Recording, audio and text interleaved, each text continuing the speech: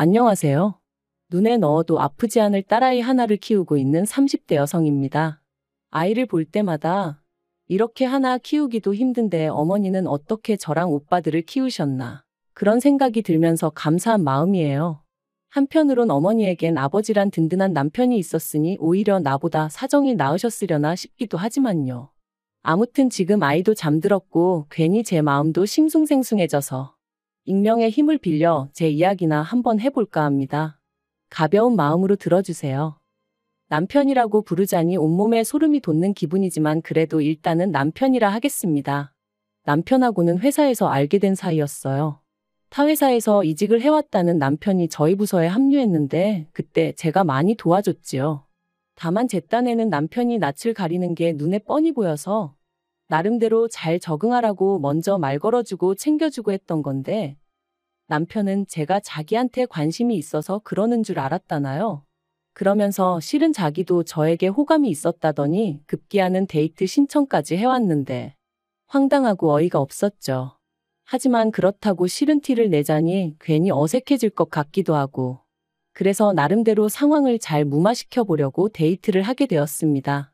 그런데 회사 안에서만 보던 남편과 회사 밖에서 본 남편은 무척이나 다르더라고요. 회사 안에서는 말수도 적고 뭔가 조심스러웠다면 밖에서는 농담도 잘하고 싹싹하고 무엇보다 어찌나 애정 공세를 퍼부어댔는지 몰라요. 그래서 결국 얼마 후부터 저는 남편과 다른 동료들의 눈을 피해 연애를 시작했는데 솔직히 그때만 해도 결혼까지 하게 될 줄은 꿈에도 상상하지 못했네요. 결혼 당시 시댁이나 친정이나 형편이 넉넉한 편은 아니었기에 특별히 큰 도움을 받은 건 없었어요.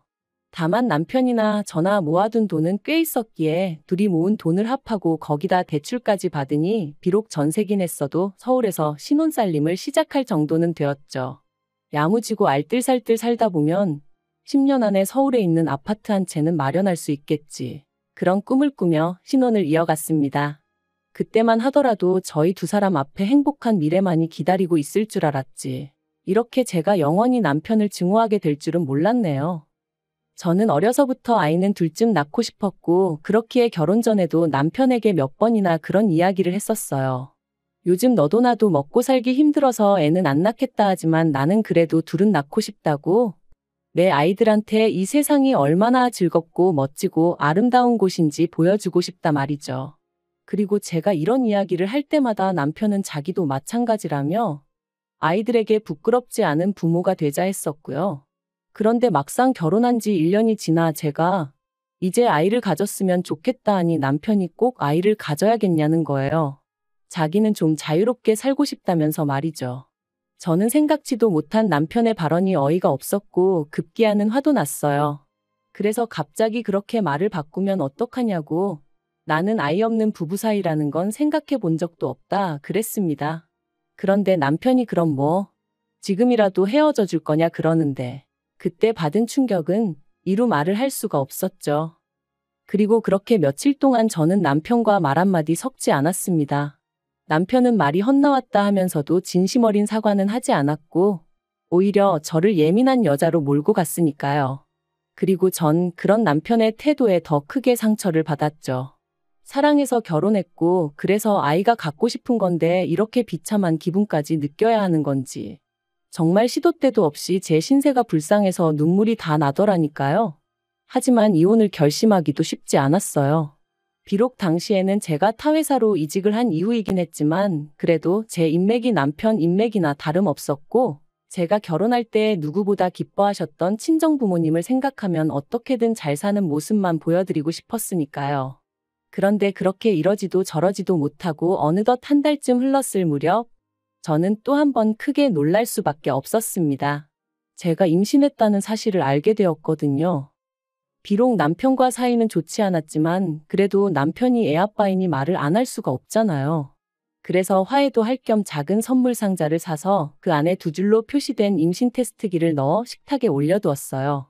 인터넷에서 보니까 이렇게 해두면 남편들이 너무 좋아서 소리를 지르거나 감격에 눈물을 흘리거나 하더라고요. 그리고 저도 솔직히 남편하고 사이가 안 좋은 와중이긴 했어도 남편도 다른 남편들과 비슷한 반응을 보이지 않을까 은근히 기대를 하고 있었죠. 그런데 몰래 안방문 뒤에 숨어서 지켜본 남편의 반응은 너무나 당혹스러웠습니다. 그건 기뻐하는 사람도 감동한 사람도 아니고 말 그대로 좌절하고 화가 난 사람의 모습이었거든요. 뱃속의 아이에겐 미안했지만 남편이 너무 미워서 지워버릴까 그런 마음마저 들었어요. 하지만 친정부모님은 남편이 너무 크게 놀라서 그랬을 수도 있다며 저더러 임신하면 원래 기분이 크게 오르락내리락 하는 법이라고 제가 오해한 거라 하셨습니다.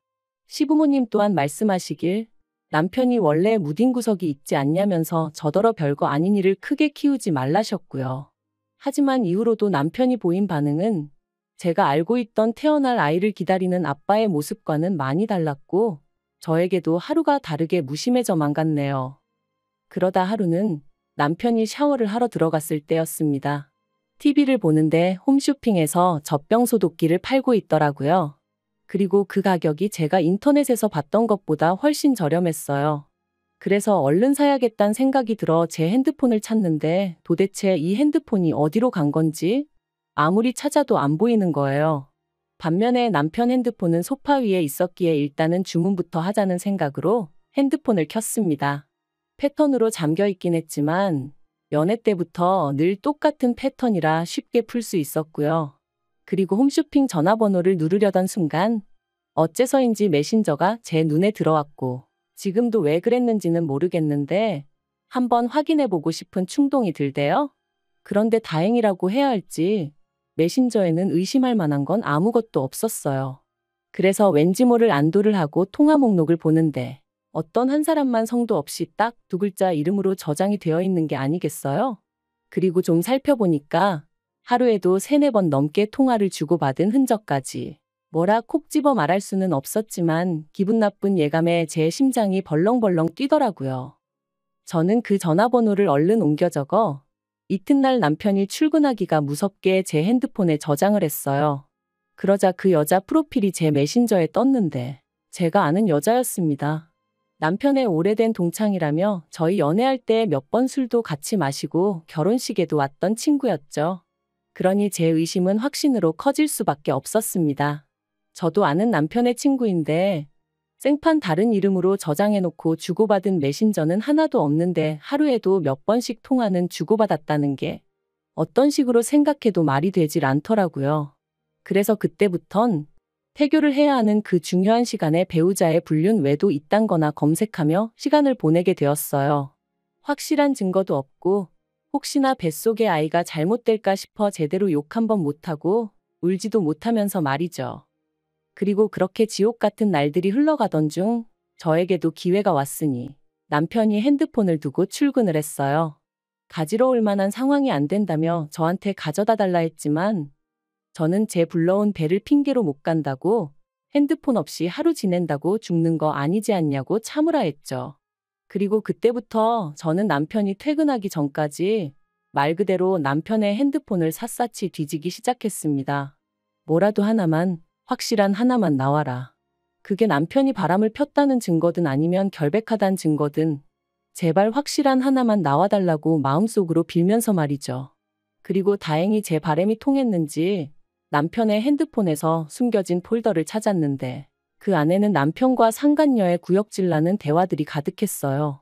참고로 메신저도 사람들이 많이 쓰는 메신저가 아닌 커플들끼리만 쓰는 그런 메신저를 쓰고 있었더군요. 제가 연애 때 우리도 다른 커플들처럼 한번 이거 써볼까 했을 땐 유치하다며 싫다 했던 그 메신저였죠.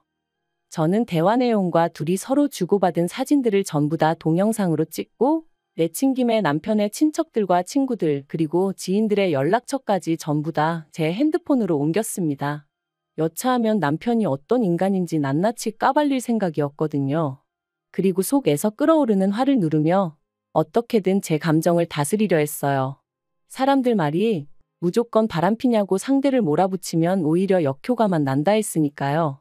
하지만 막상 퇴근한 남편을 보니 냉정한 판단을 내리고 움직이기가 쉬운 일이 아니었습니다.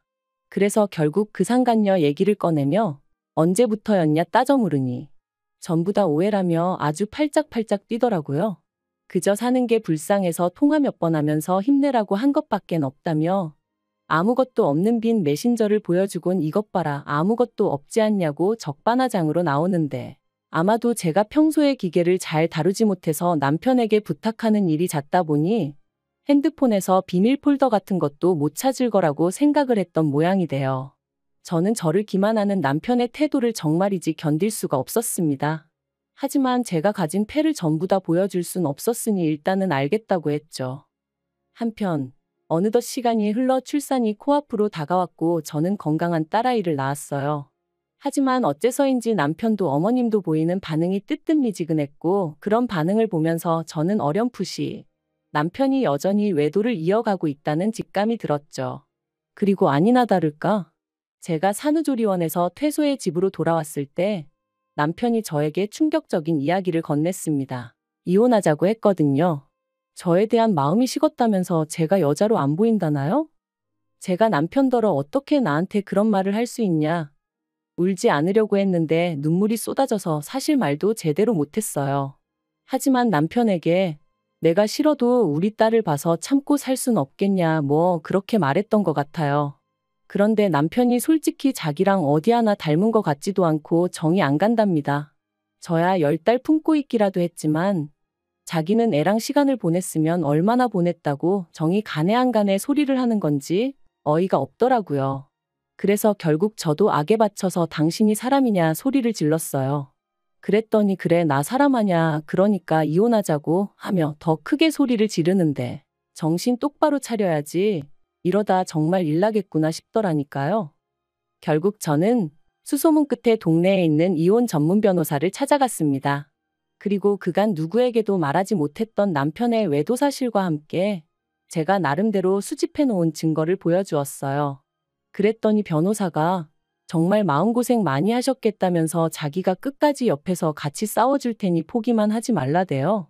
생각지도 못한 사람에게 위안을 받은 기분이었습니다. 그리고 이후로는 착수금을 입금하기가 무섭게 일이 일사천리로 진행되었죠. 남편은 이혼 이야기를 던져놓고 집을 나갔는데 당시 저는 남편이 시댁에 있는 줄로만 알았습니다. 하지만 이 또한 어머님이 남편을 감싸주고 계셨던 거고 실은 상간녀 집에 있었더라고요. 어머님한테도 어찌나 배신감이 들던지. 하지만 결과적으론 그게 저에게는 오히려 유리하게 작용했어요.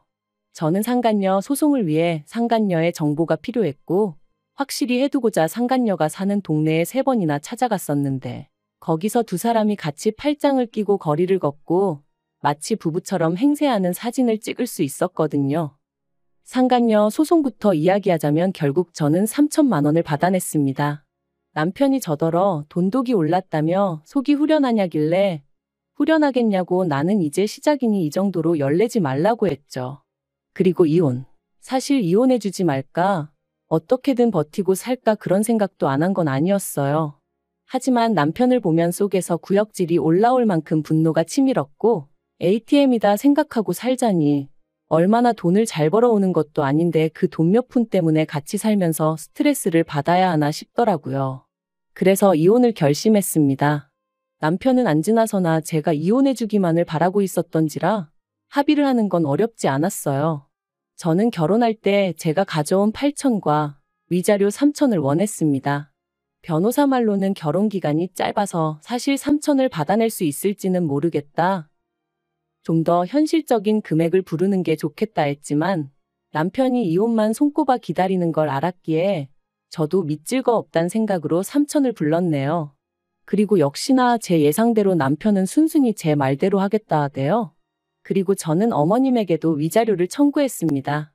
아들인 남편의 외도 사실을 아시고도 숨겨주셨으니 저희 혼인관계가 파탄에 이르는데 일조하신 거나 마찬가지셨으니까요. 그리고 역시나 남편의 성화 덕분이라고 해야 할지 어머님이 1,000만 원 보내셨더라고요. 이 외에도 여러 가지로 합의를 마친 저희는 이혼 소송을 신청했고 이후로 조정 과정을 거쳐 한 달 만에 남남이 되었어요.